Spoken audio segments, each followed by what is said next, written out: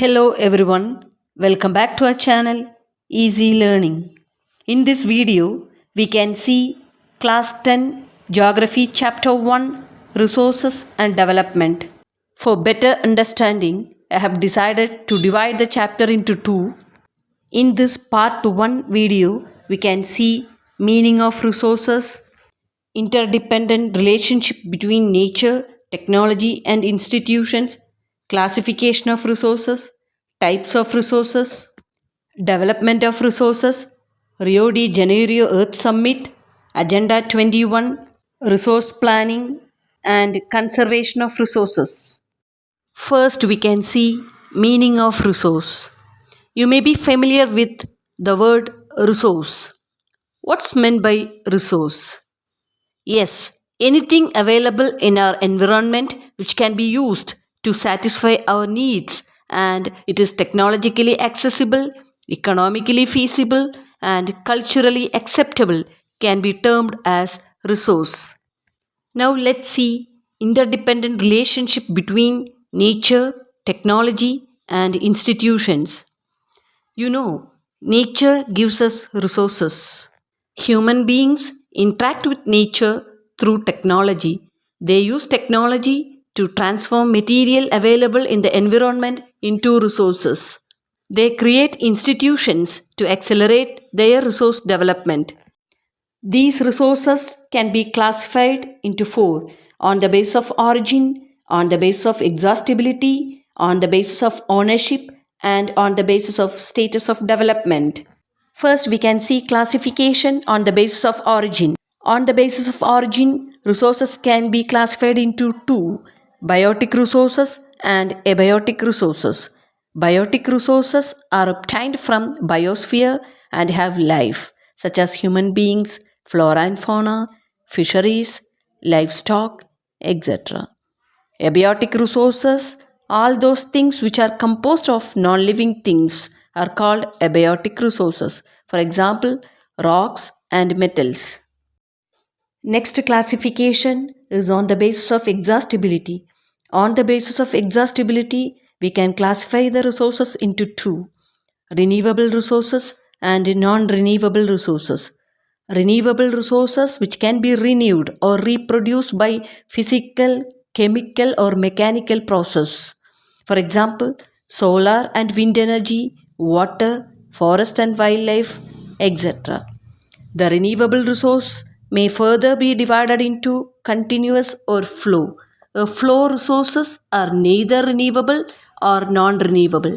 Running water, wind and sunlight are called flow resources because they flow or move. Flow resources are extremely important to us and to all living beings. Without them, there would be no life on earth. Next, non-renewable resources. These resources occur over a very long geological time. Minerals and fossil fuels are examples of such resources. These resources take millions of years in their formation. Some of the resources like metals are recyclable, and some like fossil fuels cannot be recycled and get exhausted with their use. Next classification is on the basis of ownership.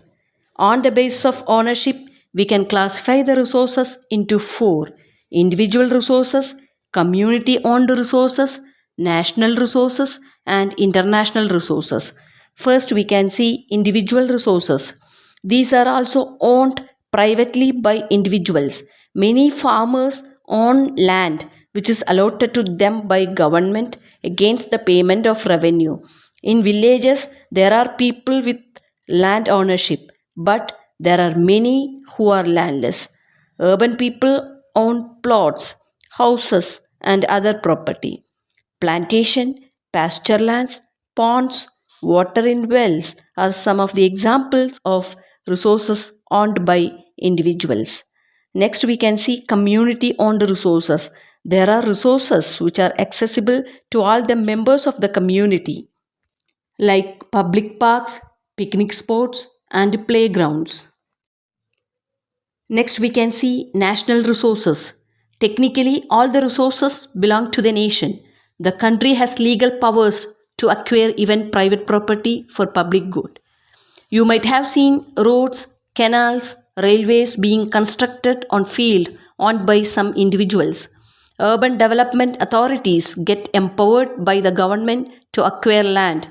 All the minerals, water resources, forests, wildlife, land within the political boundaries, and oceanic area up to 12 nautical miles from the coast, termed as territorial water and resources therein belong to the nation. Next, we can see international resources. There are international institutions which regulate some resources. The oceanic resources beyond 200 nautical miles of the exclusive economic zone belong to open ocean, and no individual country can utilize these resources without the permission of international institutions.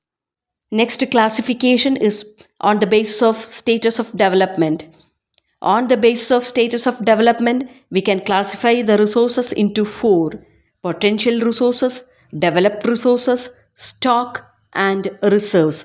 First, we can see potential resources. Resources found in a region but not still utilized are called potential resources. For example, the western parts of India, particularly Rajasthan and Gujarat, have enormous potential for the development of wind and solar energy, but till date they have not been developed properly. Next, we can see developed resources. Resources which have been surveyed and their quality and quantity have been determined for utilization are put in this category of developed resources. The development of resources depends on technology and level of their feasibility. For example, out of available hydroelectricity, only 40% has been developed till date. Next, we can see stock, materials in the environments which can satisfy human needs, but due to lack of technology, these are not available to humans, are called stock. For example, hydrogen and oxygen are two gases which can be used as water by mixing, but we do not have the technology at present. Hydrogen gas can be used as energy, but we do not have feasible technology to produce that. Next, we can see reserve, subset of stock which can be put into use with the help of existing technology, but its use has been postponed for future. This is called reserve. For example, water in dams, forests are reserves which can be used in future. Next, we can see the topic development of resources. Resources are vital for human survival as well as for maintaining the quality of life. It was believed that resources are free gift of nature. As a result, human beings have excessively exploited resources, which have led to three major problems. First one, depletion of resources for satisfying the greed of a few individuals. Second, accumulation of resources in few hands, which in turn divided the society into two segments: haves and have nots, or rich and poor. Third one, indiscriminate exploitation of resources has led to global ecological crises such as global warming, ozone layer depletion, environmental pollution, and land degradation. An equitable distribution of resources has become essential for a sustained quality of life and global peace. If the present trend of resource depletion by a few individuals and countries continues, the future of our planet is in danger.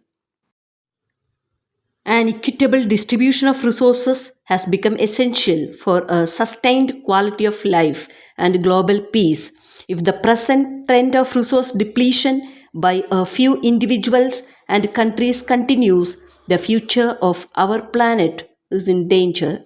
Therefore, resource planning is essential for sustainable existence of all forms of life.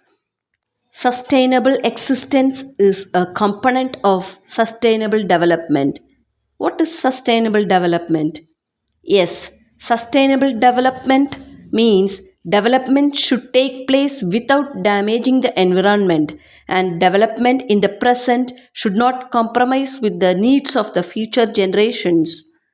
Next, we can see Rio de Janeiro Earth Summit. It was held in 1992. The summit was convened for addressing urgent problems of environmental protection and socio-economic development at the global level.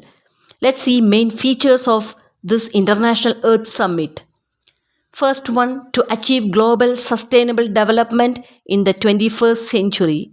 Second, to conserve biological diversity.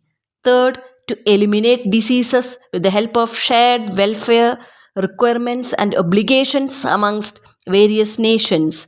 Fourth, to prevent poverty and environmental damage. The Rio Convention endorsed the Global Forest Principles and adopted Agenda 21 for achieving sustainable development in the 21st century. Now let's see Agenda 21. Agenda 21 aims to protect the environment and natural resources for present and future generation. It calls for the conservation of biological diversity, the sustainable use of natural resources, and the prevention of pollution and degradation of the environment. One major objective of the Agenda 21 is that every local government should draw its own local Agenda 21. Next, we can see resource planning. Planning is the widely accepted strategy for judicious use of resources. It has importance in a country like India, which has enormous diversity in the availability of resources. There are regions which are rich in certain types of resources but are deficient in some other resources. There are some regions which can be considered self-sufficient in terms of the availability of resources. And there are some regions which have acute shortage of some vital resources. For example, the states of Jharkhand, Chhattisgarh, and Madhya Pradesh are rich in minerals and coal deposits. Arunachal Pradesh has abundance of water resources but lacks in infrastructural development. The state of Rajasthan is very well endowed with solar and wind energy but lacks in water resources. The cold desert Ladakh is relatively isolated from the rest of the country. It has very rich cultural heritage but it is deficient in water, infrastructure, and other vital minerals. This calls for balanced resource planning at the national, state, regional, and local levels. We can see next topic, resource planning in India. You know that resource planning is a complex process. Let's see factors which are involved in resource planning. First one, identification and inventory of resources across the regions of the country. This involves surveying, mapping, and qualitative and quantitative estimation and measurement of the resources. Second, evolving a planning structure endowed with appropriate technology, skill, and institutional setup for implementing resource development plans. Third one, matching the resource development plans with overall national development plans. India has made concerted efforts for achieving the goals of resource planning right from first 5-year plan launched after independence. The availability of resource is a necessary condition for the development of any region, but with the availability of resources, corresponding changes in technology and institutions are also very important. Absence of these may retard development. Resources can contribute to development only when they are accompanied by appropriate technological development and institutional changes. In the colonization period, rich resources in colonies were the main attractions for the foreign invaders. Primarily, the higher level of technological development of the colonizing countries helped them to exploit resources of other region and establish their supremacy over the colonies. In India, development in general and resource development in particular involves the availability of resources with technology, quality of human resources, and the historical experience of the people. Next, we can see the topic conservation of resources. Resources are vital for any developmental activity, but irrational consumption and overutilization of resources may lead to socio-economic and environmental problems. To overcome these problems, resource conservation at various levels is important. This had been the main concern of the leaders and thinkers in the past. For example, Gandhiji was very apt in voicing his concern about resource conservation in these words: there is enough for everybody's need and not for anybody's greed. He placed the greedy and selfish individuals and exploitative nature of modern technology as the root cause for resource depletion at the global level. He was against mass production and wanted to replace it with the production by the masses. I hope you have understood all these concepts. If you have any doubt, you can comment in the comment box. We'll meet you back in next video. Until then, bye.